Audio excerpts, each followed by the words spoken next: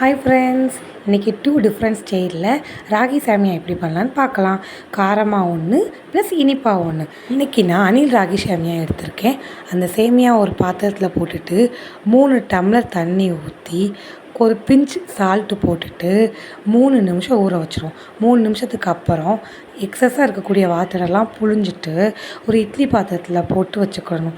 இதை இன்றைக்கி நம்ம எவ்வளோ நிமிஷம் வேக விட போகிறோம்னா 15 மினிட்ஸ் வேக விட போகிறோம். ஒரு பாத்திரத்தில் தண்ணி பிடிச்சி வச்சாச்சு. நெக்ஸ்ட்டு இந்த இட்லி பாத்திரத்தில் அதில் வச்சு ஒரு மூடி போட்டு 15 நிமிட்ஸ் வேக வச்சு எடுத்தோம்னா முடிஞ்சிட்டு. ஃபஸ்ட்டு காரமான ராகி சேமியா எப்படி பண்ணணும்னா, முதல்ல ஒரு கடாயில் ஆயில் ஊற்றி கடுகு உளுந்தம் பருப்பு போட்டுக்கிடணும். நெக்ஸ்ட்டு அது நல்லா பொரிஞ்சதுக்கப்புறம் கடலைப்பருப்பு போட்டு இது கூடவே நாம் இன்றைக்கி என்னெல்லாம் சேர்க்க போகிறோம்னா உள்ளி, மிளகாய், அதுக்கப்புறம் கருவேப்பிலை, தேவையான அளவு உப்பு போட்டு நல்லா வதக்கி வச்சுக்கிடணும்.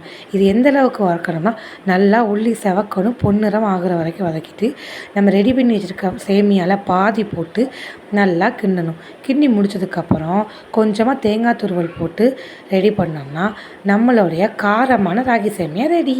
நெக்ஸ்ட் இனிப்பான ராகி சேமியாவுக்கு ராகி சேமியா கூட நாட்டு சக்கரை, தேங்காய் பூ போட்டு விரவி எடுத்தோம்னா நம்மளுடைய இனிப்பான ராகி சேமியா ரெடி. ஓகே ஃப்ரெண்ட்ஸ், உங்கள் வீட்லேயே இந்த ரெசிபியை ட்ரை பண்ணி பார்த்துட்டு எப்படி இருக்குதுன்னு கமெண்ட்ஸில் சொல்லுங்கள்.